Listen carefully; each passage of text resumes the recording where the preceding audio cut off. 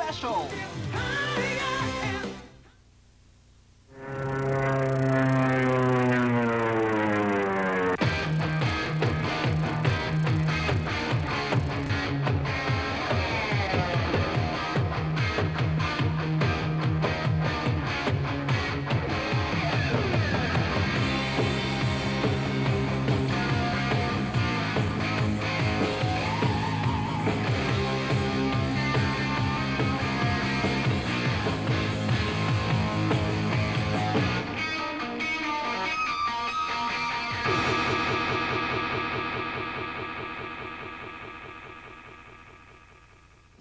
Probably just goofing around, you know. I like doing it in high school. I like singing. I didn't play any instrument, but I used to like sing in high school and just goofing off because, you know, at some party, some guy'd have a guitar and he'd play some song and I'd sing it and all the girls would go, oh, yeah, yeah. So, you know, I thought that was pretty good. And then I took it serious about 1970, and I started playing guitar and singing and trying to write songs. And then I got involved with Ronnie Montrose. We started a group called Montrose in 72, which didn't come out till 73, but we kind of got together in 72. And then in 75, we bumped heads. A lot of good singing now. We have an old expression, or not an old expression. I just made this up yesterday. It's already old. That's already old. Right? We're flying a Concorde now as opposed to a Piper Cub. You know what a Piper Cub is? Oh, that's why I asked. Yeah, There's planes with a rubber band on it. You go like this. Put it this way, we're driving a Porsche as opposed to a Volkswagen now.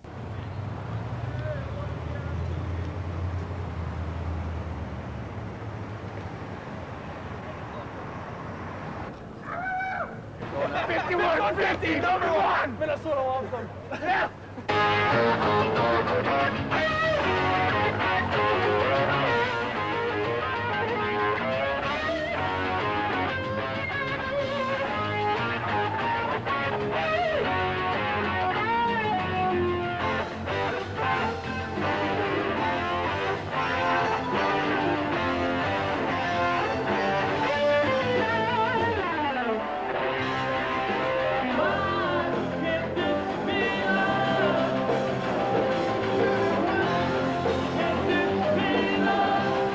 Konnichiwa, watashi wa Michael Anthony desu.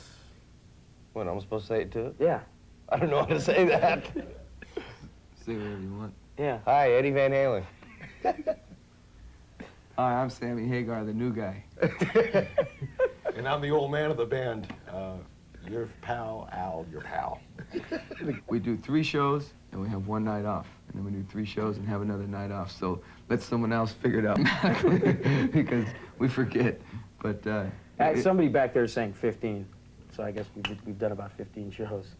This year we probably have the biggest production of any band that has traveled the U.S. And we're planning to go around the world with that production. And we're looking forward to seeing you. To blow your earballs out.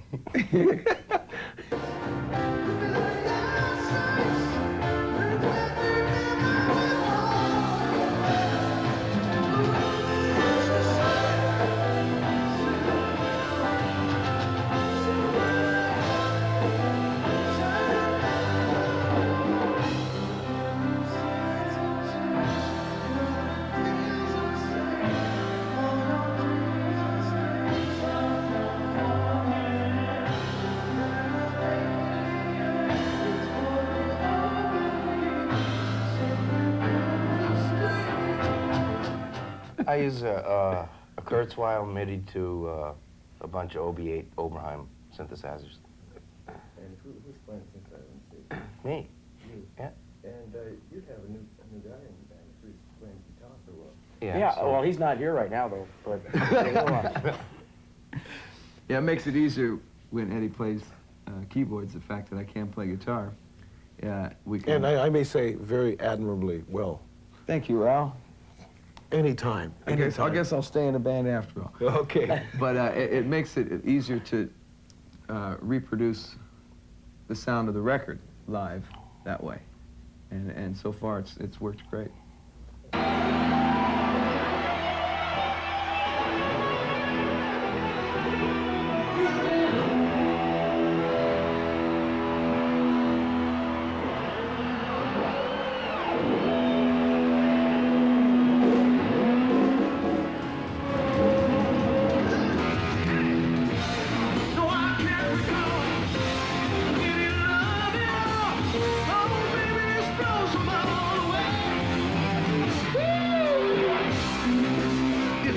what it takes. So tell me why this feeling.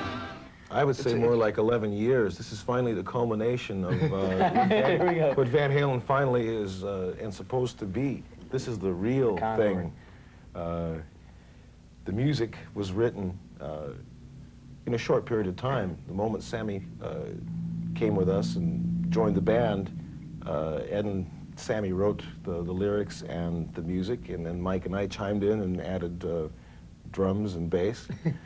And a lot of discomfort because Mike and I were usually crocked when we were in the studio. The truth comes out. Actually, the nice thing about it, there weren't any there wasn't any material used on previous tapes or anything that had been written a long time ago. So Yeah, like this, everything on the record was written. is this fresh. band right here? Yeah. It was a strange process also because for me, we got together and wrote the songs and recorded them kind of all at the same time. Normally, you know, it seems like, you know, you write songs and then you find musicians and then you rehearse it and you put it together and then you go For find you. a studio. Yeah, that's the way it was Yeah. for me always. And you go find a studio and a producer and then you go in and do it. This way, it's like it kind of all happened at once. So it seemed like it was longer than it really was. You know, normally, you know, you write songs all year. We wrote and recorded and produced and Well- fought and drank and ate. Well, Did everything. we actually recorded, or wrote and recorded half the record before he was legally in the band, because he was contractually still tied to Geffen Records, you know. But But I snuck down to their house, to Ed's house.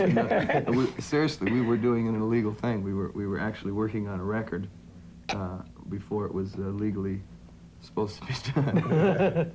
That's the kind of guys you are, sneaks.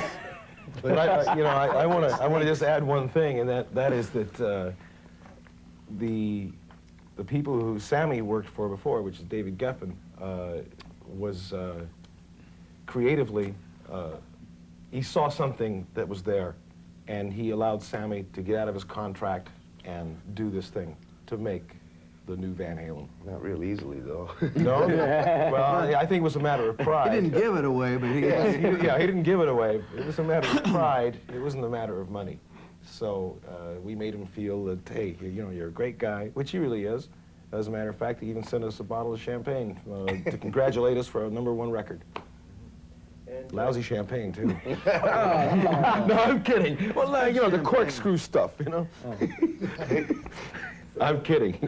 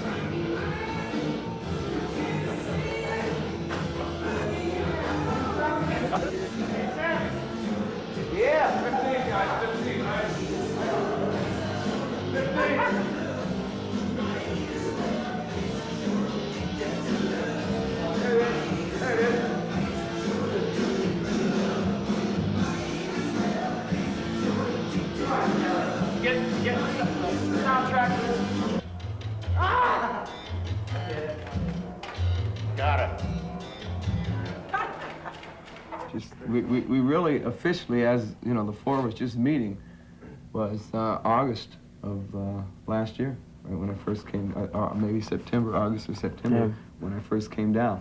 I had met Eddie twice on other occasions, but we just talked for a couple minutes. We were on a show together, a big outdoor festival, and he stopped by the dressing room and we said hello, and you know, that was it.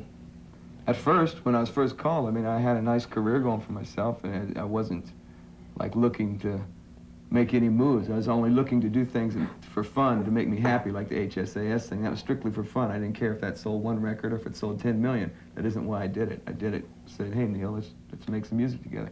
So I was just looking to do things like that besides my own career.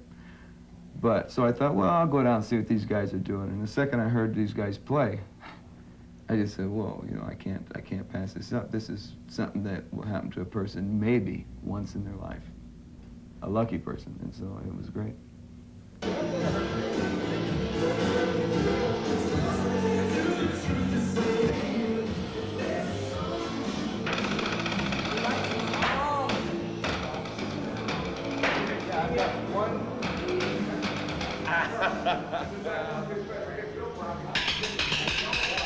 Benny Holland. Right here.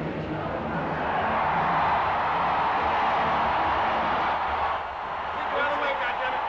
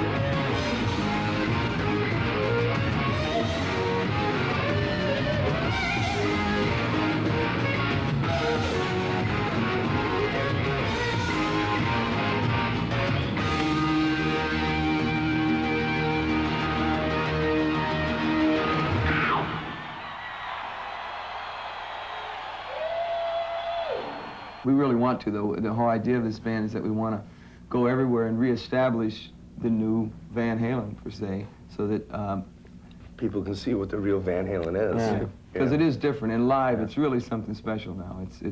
I mean, Van Halen's always been a special band, there's no question about that. But the way it is now, the feeling amongst the four of us on stage is something that I don't think any of us have ever felt It's much more of a unit, amongst, and it projects very well to an audience. It's more like a party, but not a fake party with, you know, a ringleader. It's a party that we are attending with 15,000 people. You know? It's just great. You want to get those pictures, man. You get- Oh, right above your head, okay? Right here on this, yeah. Okay. Well, you can start doing, you know. Oh, yeah, Al, you do this right. Wait a minute, does Al know how to write I his? can manage that. Huh? Does he know how to write his? Oh, no, just whatever, fine, you know? Yeah, but, Go, Al. I'm doing the best I can. How's that? Yeah, that's good. Yeah? Yeah. That's good, that's good. Give him a hard time. Give him a hard time, you know? Okay. Well, then I think I try something different. Yeah. Something there. Hey, all right. Uh-oh. Watch out for the edge. Well, you said you wanted graffiti style, right? Well, you know, I don't mind. But, what do you think? Okay. 1, 2, 3. Hey, Oh, this is Van Halen on MTV Music Television Japan. Thanks.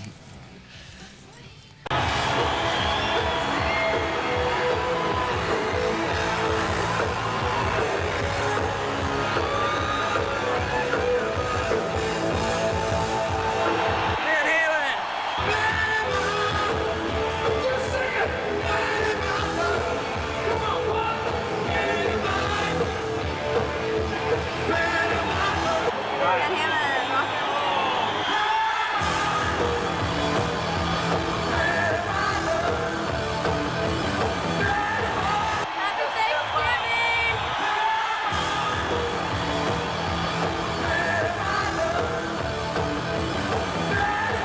Sammy Hagar. Yeah. Sammy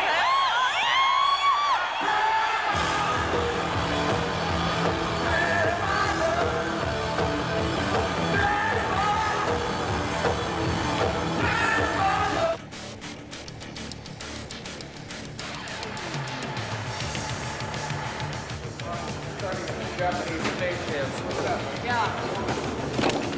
I don't know, we might be screwing ourselves.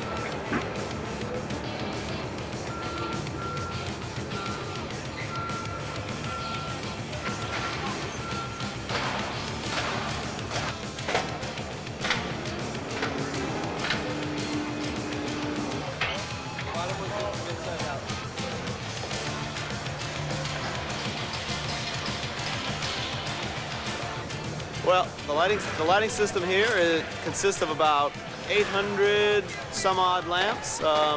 It's a combination of par lights, fairy lights, mole phase. The technology involved is fairy lights. There's a computer motor controller that allows the truss sections to move independently and together in pre-set up cues so that we can take and design a shape of the truss, load it into the computer, and then push a button and the truss will assume a different shape depending on what we've loaded into it.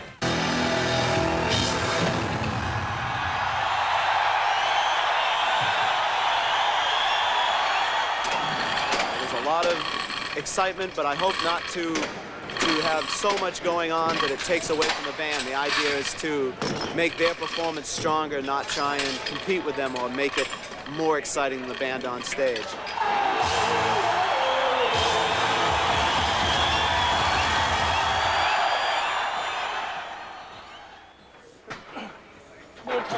Guide to Nagoya Castle.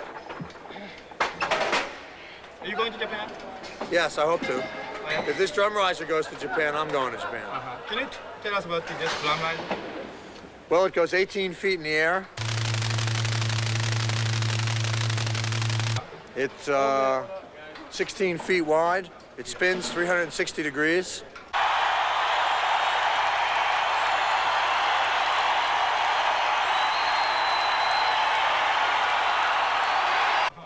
weighs 5,280 pounds, and it hurts when it rolls over your little foot. So this goes to Japan too, huh? Yes, yes.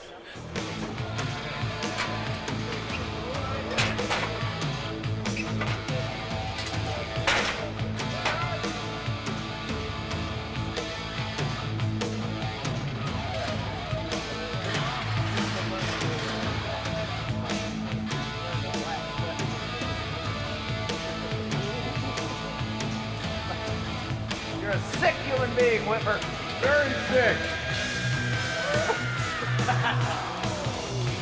Steve Walenda, ladies and gentlemen.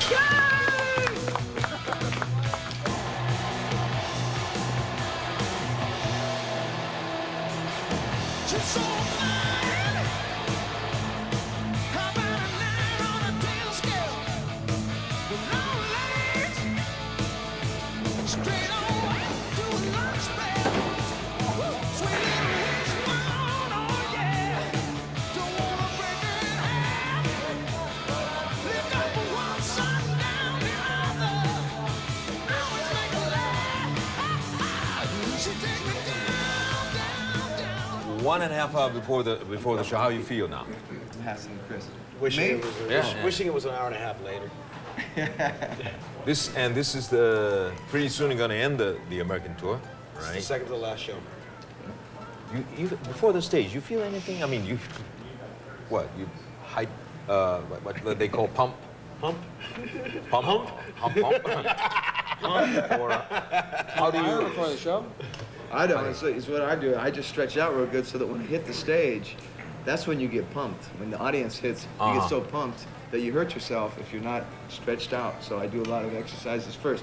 But I try not to get pumped before the show. I try to stay calm and relaxed, personally. Tell us about the album. We haven't. How was that made? I mean, see, before you wrote the song, right? Besides one song, which was a Little Feat song, all of four of you written the song, materials, right? You want me to tell you the truth? Yeah. Get these guys out of the camera. See, I write all the songs, I play all the instruments, I set up the lights, I drive the trucks, I collect the money, I send out the flyers, I do the promotion, I manage the band, I do the hiring and firing. Why did you do that? I just saw you checking the sound. Good thing I didn't hear that. Yeah, we just had to check the sound of the band too. If I knew that's what happened.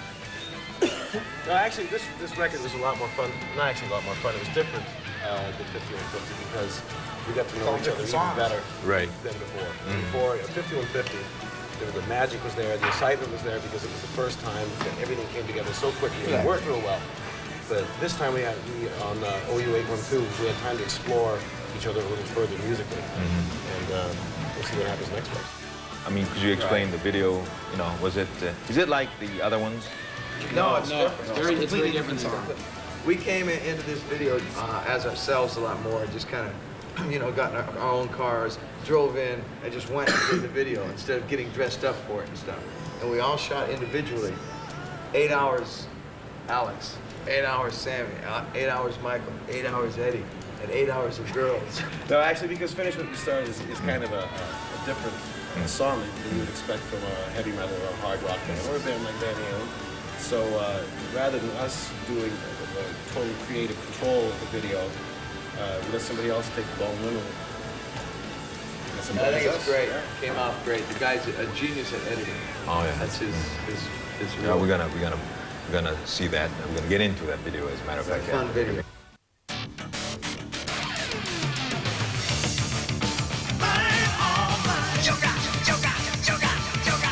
Mine, all mine.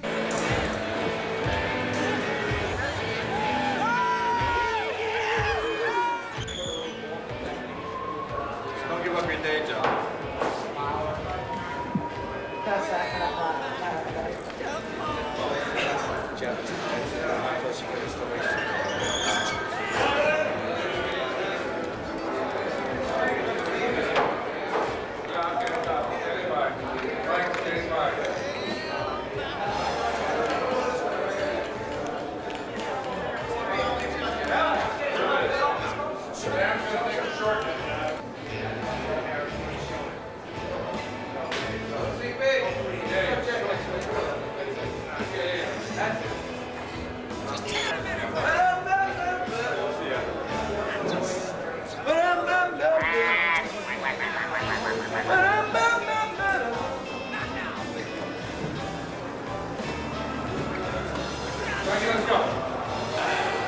showtime. Oh yeah, hey, yeah. You're talking about the scout. Whoa, whoa, whoa, whoa, whoa. Ray, move down, move down.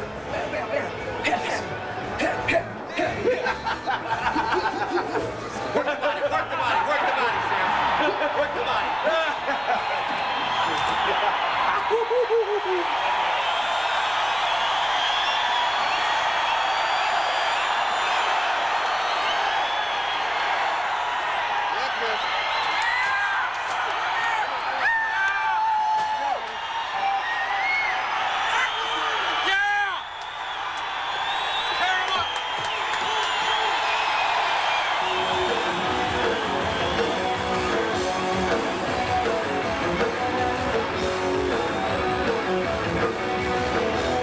I'm talking about you don't have the fast finger-moving solos as you had, you know, in the previous albums, I right? think maybe your ears have slowed down. Oh yeah. Well, it's just that there's so many other guitars now that are trying to do it too. That you know. No, I think it's partially because I'm playing more melodic and our songwriting's becoming better. So obviously my guitar style changes a little bit to fit the songs, you know. But when I still do my guitar solo alone, by myself, you know, I still play just as fast.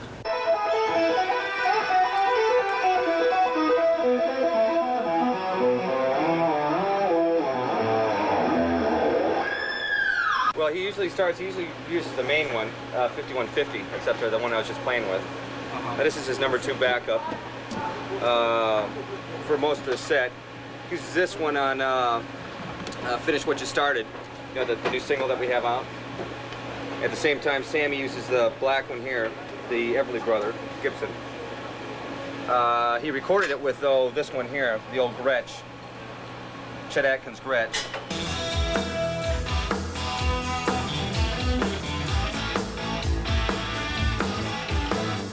This one here he uses for Summer Nights and Get Up off of 5150, record off of 5150.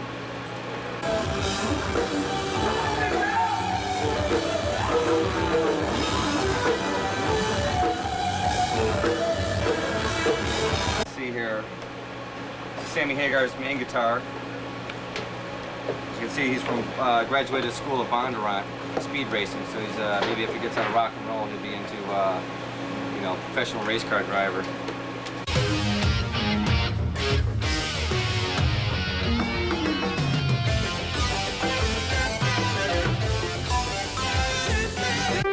Then his second backup is this one here. This is one of my favorite ones, you know, that Hagar uses. This one here is an old Telly 12 string. Sammy uses for Eagles Fly, where he does this acoustic ballad that was off that he wrote off his solo record, his last solo record that Edward produced along with Sammy. It's a real pretty song. And outside of that, the rest of them are just, these are just backups, or in case he breaks a neck or whatever, you know. We'll take and whip one of these out for him. There's a couple other ones I have too, but they're... Does Eddie break, you know, strings often? No. I think out of about the last 100 shows, just because of the maintenance, you know, I do all the preventive maintenance on it, you know, I stretch them right.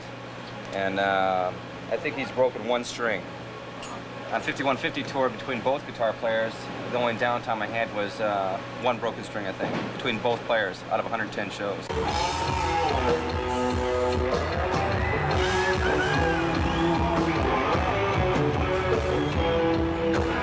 But they're the greatest bunch of guys I've ever worked with in my life. You know, as far as attitude goes, they're the warmest and nicest people that I think to the whole crew. None of them have any kind of an attitude problem or a what do you call like a... Total, we've got like 21 modules. There's, you see there over here also, if you want to put the light over here, we've got another rack of keyboards, 2 PX7s and 2 250s, which are used MIDI. He uses all this plus more, a lot more in the studio, whatever sound, you know, is necessary. But for live, it works great. It's very reliable, and I just have to make sure that everything's perfect every day. That's my job.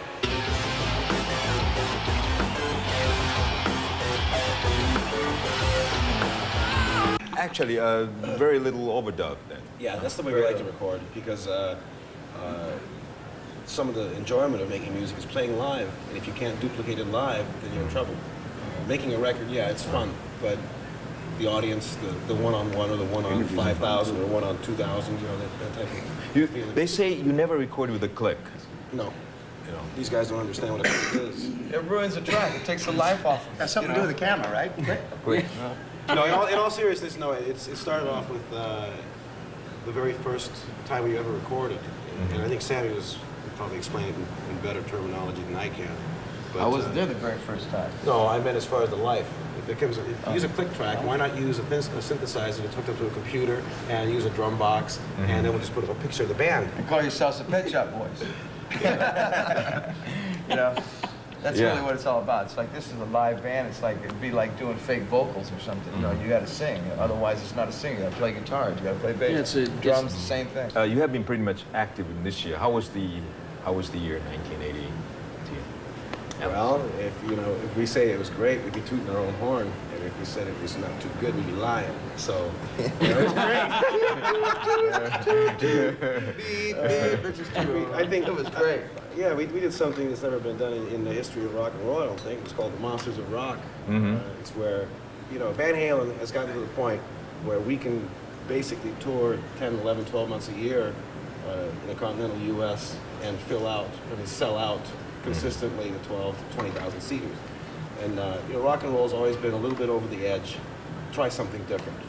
And something that hadn't been tried is to put a show with 5 major bands on it and travel across the country. And it was great. It was a success. Confusing, difficult, difficult, but it was rock and roll.